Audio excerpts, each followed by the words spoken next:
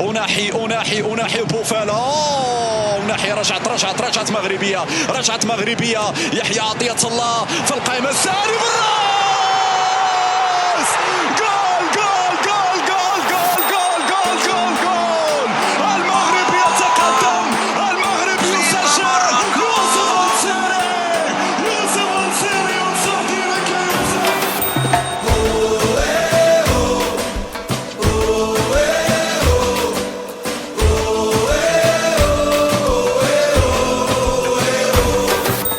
لعبنا بالروح، لعبنا بالقلب، جامي سبع خسر الحرب.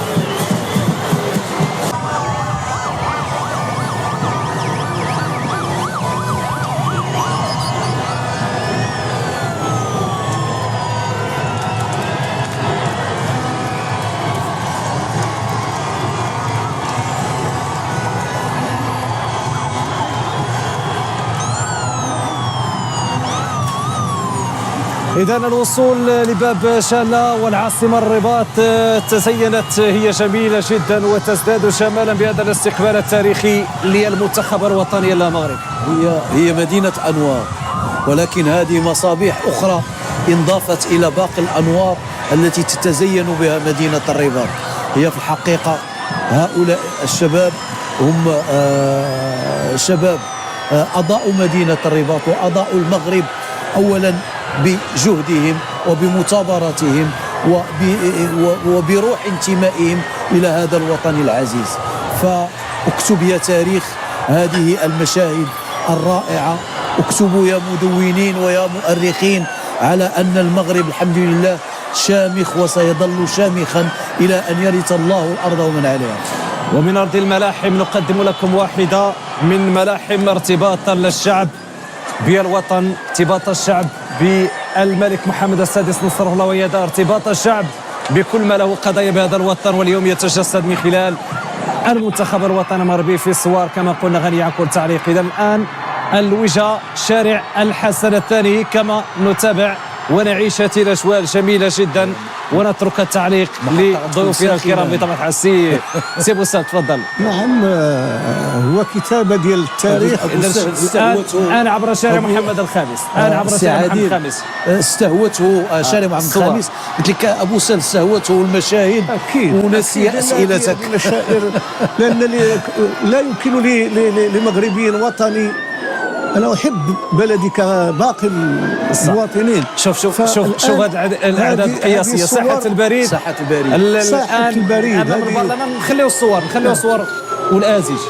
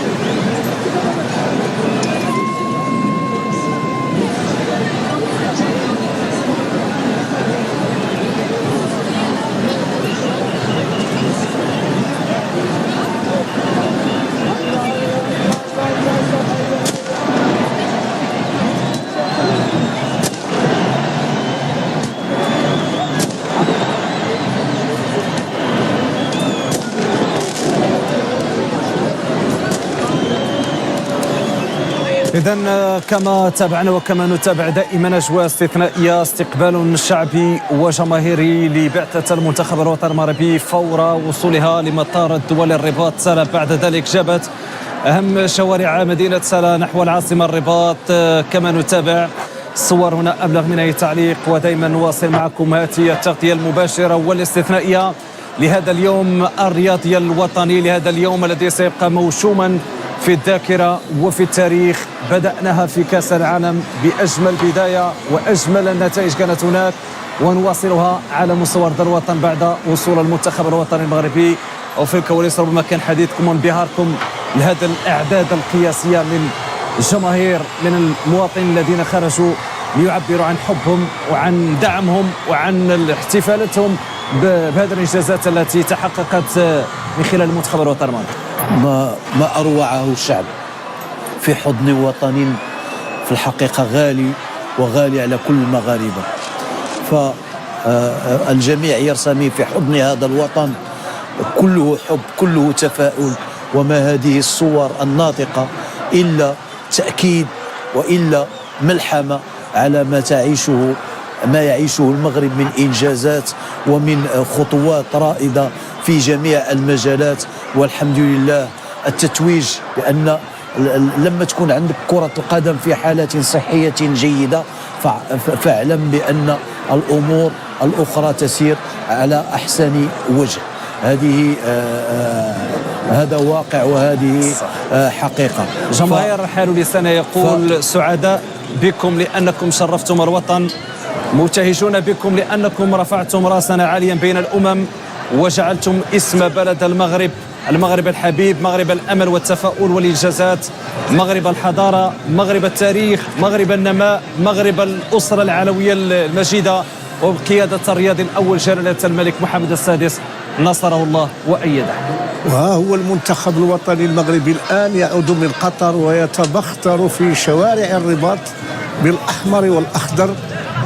فالمغرب اليوم يقيم الحدث ويعيش الحدث. المغرب يقيم عرسا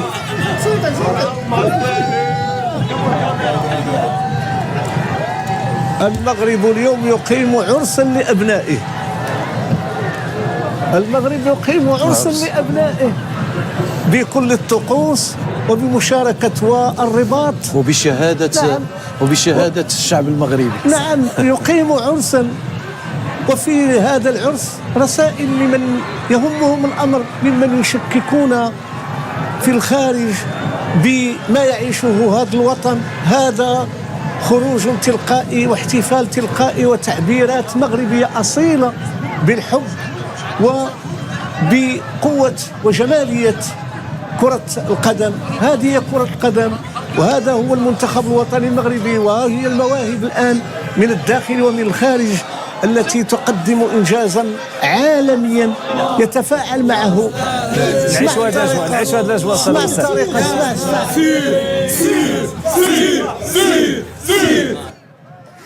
إذا سعادة لا توصف بالنسبة للعناصر الوطنية، متوجهة الآن إلى القصر الملكي العامر، حيث سيحظى أعضاء المنتخب الوطني باستقبال ملكي سامي احتفاء وتقديرا بهذا الإنجاز التاريخي العظيم. فالحقيقة ختمها لاعبو المغرب وهم يقولون سير سير سير. فهذا سير سير ستكون رمزا وستكون انطلاقة حقيقية في جميع القطاعات، جميع المجالات. والحمد لله المغرب يخطو بثبات في هذا الإطار، سواء في المجال الرياضي أو في جميع المجالات الأخرى.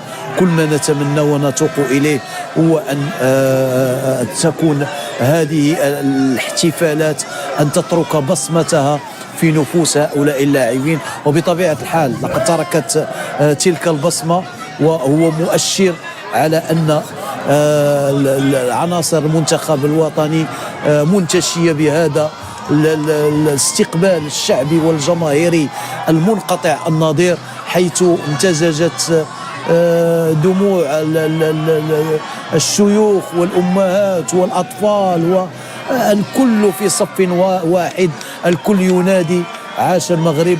فهذه ملحمة في الحقيقة من الملاحم التي تذكرنا بالمسيرة الخضراء، وهذه مسيرة رياضية خضراء إن شاء الله ستعطي أكلها مستقبلا بإذن الله. والبداية كانت في قطر، والإشعاع كان في قطر، والانطلاقة إن شاء الله ستكون على جميع المستويات بمختلف مشارب الرياضة الوطنية، كرة القدم ورياضات أخرى حتى لا نهملها، لأنها حتى هي الأخرى أعطت بريقا وأعطت لمعانا للرياضة المغربية. لا ننسى مثلا رياضة ألعاب القوى وبعض الرياضات الأخرى الأولمبية التي أعطت قفزة نوعية وأعطت مؤشرا على أن الرياضة الأولمبية المغربية في الاتجاه الصحيح. كل ما نتمنى هو أن تستمر هذه الأفراح وأن تكون بداية أفراح ونهاية لكل الكبوات التي عشناها وسئمناها. وهذا التحدي سيتواصل من قلب المملكة المغربية التي ستحتضن مطلع السنة المقبلة 2023 بضبط شهر فبراير كأس العالم للأندية، كذلك مشاركة المنتخب الوطني في كأس العالم للسيدات، مجموعة من المواعيد الكبرى الأندية الوطنية في استحقاقاتها القارية، وبذلك مطالبين أن نواصل هذه الإنجازات ونبحث عن إنجازات أخرى. الآن هي بداية المشوار كما يقال، خصوصا مع هذا الإنجاز العالمي، فأعطانا الشحن، أعطانا القوة الآن من أجل مواجهة كل الصعاب الآن وكل التظاهرات المقبلة إن شاء الله من أجل تألق آخر وإشعاع آخر يليق بهذا الوطن. هذا المنتخب الوطني الذي بلغ دور النصف في الدوحة القطرية فأنهاها وهو يقول لنا سير سير، ينبغي أن لا يتوقف المسير، أن يستمر المسير. وهذا السير في كل الخطوات، لكن هناك مجموعة من المواعيد. وكرة القدم الوطنية التي توهجت عالميا الآن مستقبلا